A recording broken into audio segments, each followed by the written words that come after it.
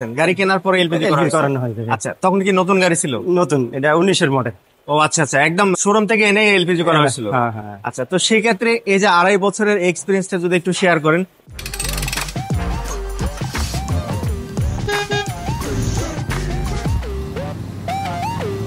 আসসালামু আলাইকুম সবাইকে।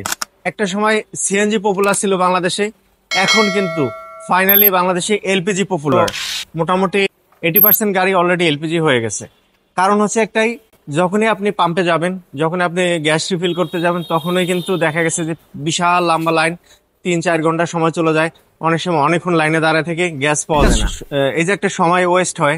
পাশাপাশি সিএনজি সিলিন্ডারটা অনেক হেভি থাকে, এতক্ষণ লাইনে দাঁড়িয়ে থাকার পরে মাত্র 300-400 টাকার গ্যাস রিফিল করলে কিন্তু হয়ে যায়। তো সেখানে এলপিজি যদি একবার রিফিল করে সারাদিন চলতে পারে। 60 লিটার সিলিন্ডারে এলপিজি রিফিল করার পরে কিন্তু মোটামুটি বিশাল একটা লম্বা ট্যুর দেওয়া যায়। সেক্ষেত্রে সময়ের যে হ্যাসেলটা, এই হ্যাসেলটা কিন্তু থাকে না। আর পাশাপাশি এলপিজির পারফরমেন্স থাকে লাইক সেম গ্যাসোলিন অর্থাৎ পেট্রোল অকটেনের মতোই থাকে। এই যে সুবিধাগুলো, এই সুবিধাগুলোর জন্যই কিন্তু এখন ম্যাক্সিমাম মানুষ গাড়িগুলো এলপিজি করে থাকে। এলপিজির ক্ষেত্রে অবশ্যই আপনাকে চিন্তা করতে হবে আপনার কি গাড়ি, কোন ব্র্যান্ড দিয়ে এলপিজি করতেছেন। এটা যদি ঠিকঠাক মতো না হয় তাহলে কিন্তু এলপিজি করে কিন্তু আপনার লাভ হবে না, ভালো পারফরমেন্স পাবেন না, এবং পাশাপাশি এলপিজি খরচ বেশি হবে এবং সার্ভিসও ভালো পাবেন না। তখন এলপিজির বদনাম হয়ে যায় যে এলপিজির ভালো না। আসলে প্রপারলি ঠিকঠাক মতো যদি এলপিজি করা যায়, যেমন এই যে একটা গাড়ি এলপিজি করা হচ্ছে, আমি একটু দেখাই কত সুন্দরভাবে এলপিজি করা হচ্ছে। আপনি একটা জিনিস খেয়াল করে দেখেন যে এখানে যে সিলিন্ডারটা দেয়া আছে 60 লিটারের রাউন্ড টাইপের সিলিন্ডার। তো এইটার উপরে হচ্ছে যখন আপনার ম্যাটটা দেয়া হবে, তারপরে কিন্তু বোঝা যাবে না যে এটা এলপিজি করা হয়েছে। আর স্পেস যে টায়ারটা, এটা জাস্ট উপরে কোনো জায়গায় ফালায় রাখলেই হবে। এলপিজি কনভার্সনের ক্ষেত্রেও কিন্তু আপনাকে অবশ্যই একটু ঠিকঠাক মতো করতে হবে। অ্যাপ্রো থ্যাপ্রো করে করলে কিন্তু হবে না, অবশ্যই ভালো করে করতে হবে। এবং পাশাপাশি অ্যাক্সেসরিজের একটা বিষয় থাকে, কোন ব্র্যান্ডের অ্যাক্সেসরিজ দিয়ে করতেছেন, আপনার কি গাড়ি, কোন মডেলের গাড়ি। ভালো একটা প্রতিষ্ঠান থেকে এলপিজি করাবেন, তাতে করে আপনার গাড়িটা ভালো থাকবে এবং হ্যাসেল ফ্রি গাড়িটা ইউজ করতে পারবেন। এবং এলপিজির খরচের কথা যদি বলি যে কেমন খরচ হবে এলপিজি কনভার্সন করতে, খরচের কথা চিন্তা করলে কিন্তু আপনাকে অবশ্যই ব্র্যান্ড সিলেক্ট করে নিতে হবে যে কোন ব্র্যান্ডে এলপিজি করবেন। তো বাংলাদেশে যেহেতু প্রচুর পরিমাণে এলপিজি ব্র্যান্ড আছে, তো সেক্ষেত্রে অবশ্যই ভালো ব্র্যান্ড দিয়ে করলে খরচ একটু বেশি হবে। তো যেমন এখানে প্রিমিয়াম গাড়িটা এলপিজি করা হয়েছে, এটাতে এক ধরনের অ্যাক্সেসরিজ ইউজ করা হয়েছে। সামনে যে গাড়িটা আছে এটা হচ্ছে নিশান এক্সটেল, এটাতে আর এক ধরনের অ্যাক্সেসরিজ ইউজ করা হয়েছে। তো অ্যাক্সেসরিজের উপর ডিপেন্ড করে আসলে আপনার কস্ট কেমন হবে, কেমন খরচে আপনি এটা এলপিজি করাতে পারবেন।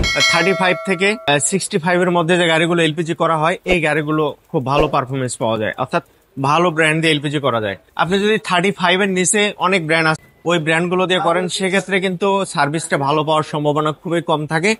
তখন কিন্তু আপনার হ্যাসেল শুরু হয়।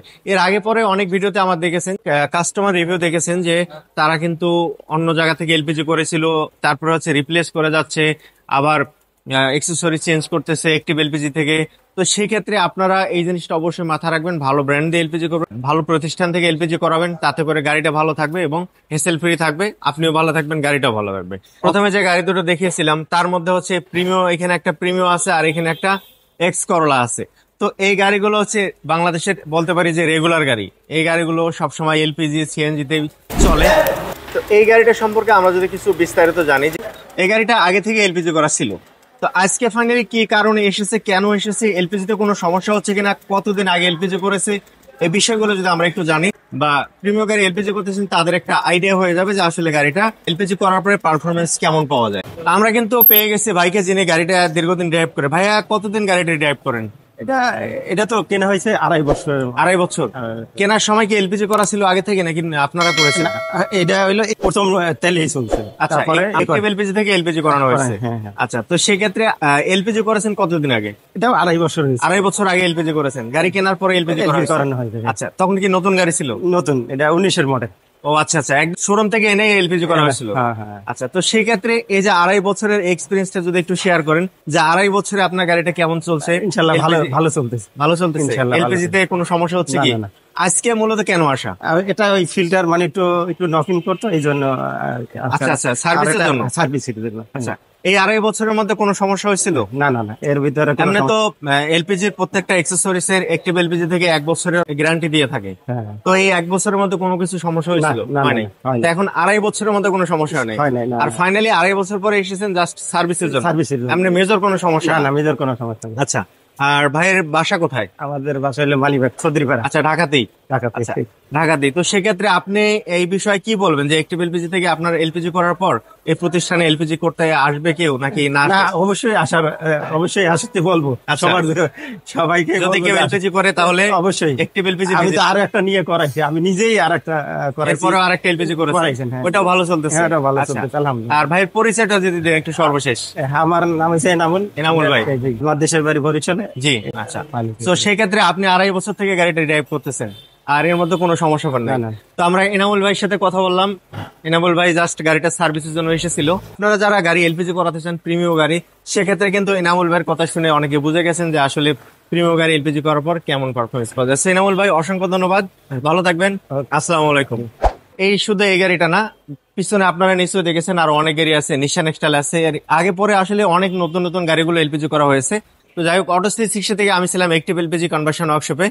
আর অ্যাক্টিভ এলপিজি কনভার্সন ওয়ার্কশপের লোকেশন আছে 100 feet road, Madan avenue, Baridhara, Dhaka.